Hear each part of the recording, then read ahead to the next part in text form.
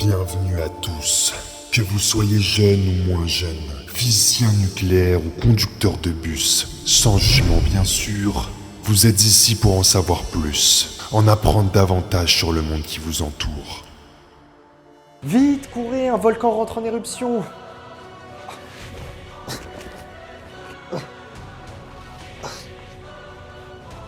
Ça va les Vouzédiciens? Digne des environnements les plus emblématiques de l'univers Tolkien, ou bien encore des vieux feuilletons qu'on regardait dans les cours de latin à l'époque, les volcans sont des édifices mystérieux bien présents aujourd'hui à notre époque. Dispersés un peu partout sur le globe, ces monticules sont uniques par leur nom et leurs caractéristiques. L'objectif de cette vidéo est de comprendre comment ils se forment et de détailler leur activité. Un volcan n'est pas une montagne, bien que sa forme le rappelle un peu, leur création est tout à fait différente. Un volcan, c'est donc une chambre magmatique alimentée par le manteau où est stocké le magma. C'est une cheminée volcanique où le magma va circuler pour remonter à la surface. C'est un cratère sommital d'où sort le magma. Et enfin, c'est aussi parfois des cheminées secondaires d'où peut sortir la lave sur les flancs du volcan. Alors, comment se forme donc un volcan?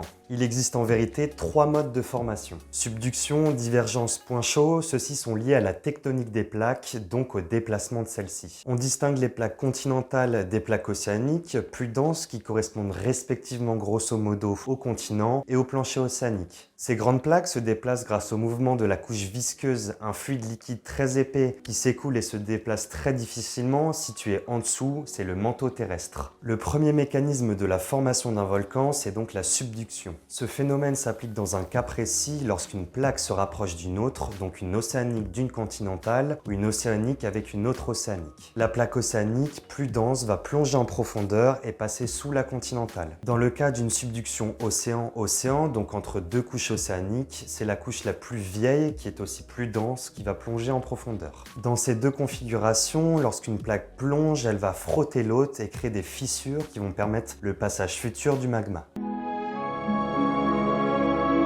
Au moment où la croûte océanique atteint le manteau, dans la sténosphère, celle-ci va hydrater ce dernier, c'est la fusion partielle du manteau. C'est donc ce phénomène qui va créer le magma qui va ensuite pouvoir s'échapper à la surface grâce au gaz dissous et former un volcan. Le volcan sera donc localisé à la limite entre ces deux plaques. Lorsque deux plaques ne se rapprochent pas, elles s'éloignent. C'est le deuxième type de volcanisme, la divergence. Cette fois-ci, cela ne peut se produire que lorsque deux croûtes océaniques s'éloignent. Un espace entre les deux couches va se créer, permettant au magma contenu dans le manteau de remonter à la surface. Plusieurs volcans vont se former dans ce large interstice, ce sont les dorsales océaniques, comme celle présente par exemple au centre de l'océan Atlantique. Enfin, pour le dernier modèle, on parle de volcanisme de point chaud. Sans prendre en considération la subduction ou la divergence, parfois le magma, encore une fois contenu dans le manteau, souhaite se frayer tout seul un passage jusqu'à la surface. I believe I can fly. Il traverse donc la lithosphère, la croûte terrestre au-dessus de l'asténosphère et forme un volcan.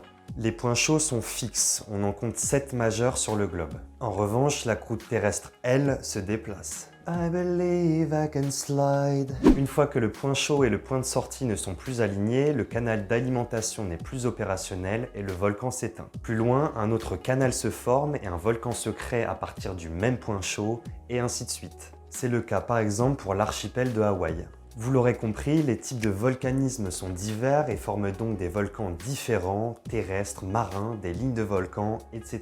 Et on va le voir, il existe tout un tas de types de volcans liés à la nature de l'éruption et à leur nombre. Commençons par les types d'éruptions. Les volcans se distinguent en deux catégories, les effusifs et les explosifs.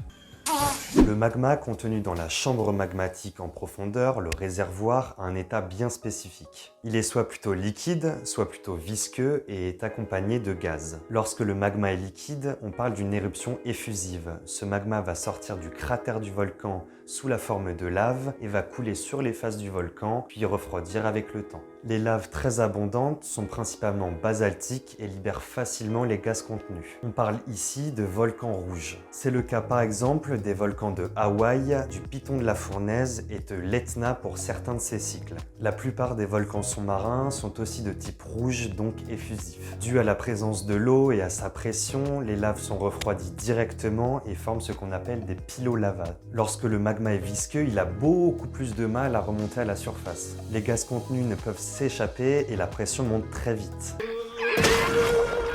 volcan ne peut donc la soutenir longtemps et la structure explose. C'est donc une éruption explosive. Ce phénomène est donc principalement lié à la nature du magma qui est ici andésitique et silicique qui empêche le dégazage. Ces volcans, pour la plupart terrestres, sont nommés volcans gris. On distingue 5 types d'éruptions explosives: stromboliennes, vulcaniennes, péléennes, pliniennes et phréatomagmatiques. Cette classification cadre la dangerosité d'un volcan et la constitution de ses projections. Avant donc de détailler ces différents types d'explosions, il est nécessaire de vous présenter la classification des projections dites pyroclastiques en fonction de leur taille, de la cendre au bloc. Pour l'explosion strombolienne, on retrouve à proximité du canal effondré des scories, des bombes en fuseau et des lapillis qui font grossir la structure ainsi que de fines coulées de lave. Plus loin sont dispersées des cendres sous la forme de saupoudrage.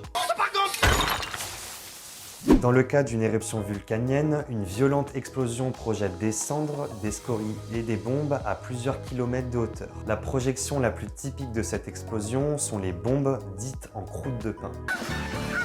À la fin de l'éruption, la cheminée est de nouveau bouchée. Les éruptions péléennes sont dévastatrices. Lorsque la structure cède, l'explosion peut monter jusqu'à plus de 50 km, dispersant des cendres, bombes et blocs sur plusieurs kilomètres à la ronde. Cette fois-ci, l'explosion est telle qu'une déchirure à la base du volcan le fait céder et le pulvérise en projetant ce qu'on appelle une nuée ardente ou une coulée pyroclastique. Une sorte de grande tempête constituée de débris qui balaye tout sur son passage, suivi d'une onde de choc. Les volcans pliniens sont pires que dévastateurs, ils sont chaotiques. Une explosion de la taille d'une bombe nucléaire, on n'en fait pas trop. Ah, quand même. Des dépôts sur plusieurs kilomètres. L'explosion est telle qu'il peut lui-même s'autodétruire en formant une caldeira, donc un grand cratère qui finit souvent en lac. Les ignimbrites, comparables aux nuées ardentes mais avec un volume beaucoup plus important, sont souvent associés à la formation de ces caldeiras. Enfin, les éruptions phréatomagmatiques se produisent lorsque le magma rentre en contact avec de l'eau lors de sa remontée. Au contact d'une nappe phréatique, on parle de mare. En mer peu profonde, à moins de 1000 mètres de profondeur, on parle d'explosion surtséienne, ou bien encore dans les lacs et lacs sous-glaciaires. Les éruptions phréatomagmatiques, très violentes, sont souvent caractérisées par de nombreuses explosions successives, un très grand panache aérien et diverses formes de retombées. L'autre critère de détermination pour un volcan est le nombre d'éruptions. Dans le cas d'une seule éruption, qui peut durer plusieurs heures à plusieurs années, on parle de volcan monogénique. C'est le cas des cônes stromboliens et des dômes de la chaîne des Puys par exemple, ou encore des mares. Lorsqu'il y a plusieurs éruptions, on compte en centaines voire en milliers, ce sont des volcans polygéniques. On retrouve les volcans boucliers d'une éruption effusive et les stratovolcans constitués de plusieurs couches alternées en coulées de lave et des débris d'explosion, donc effusifs et explosifs. Ces débris sont soit pyroclastiques, dont nous avons déjà parlé, soit épiclastiques, c'est-à-dire des produits de l'altération, de l'érosion et du transport des roches volcaniques.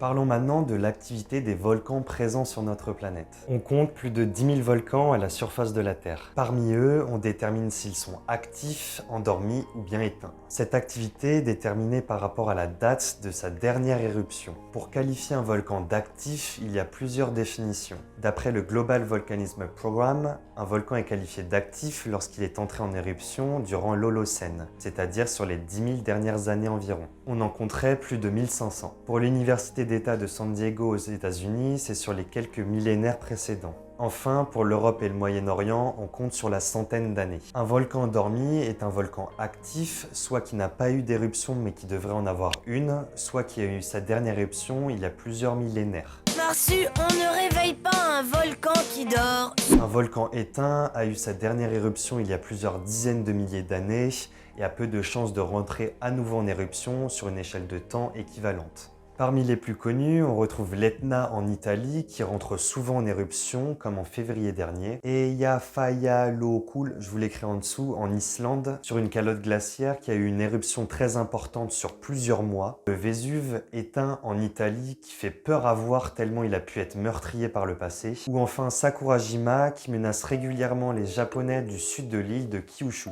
Aujourd'hui, les principaux volcans en activité sont contrôlés au crible pour anticiper leur éruption. Différents dispositifs sont utilisés pour surveiller ce qu'on appelle les précurseurs, c'est-à-dire les signes avant-coureurs d'une éruption. Ceux-ci sont sismiques, il y a une déformation de l'édifice, une modification de la température et de la chimie des gaz et ou des systèmes hydrothermales, ou encore géophysiques, c'est-à-dire magnétiques, gravimétriques, électriques, etc.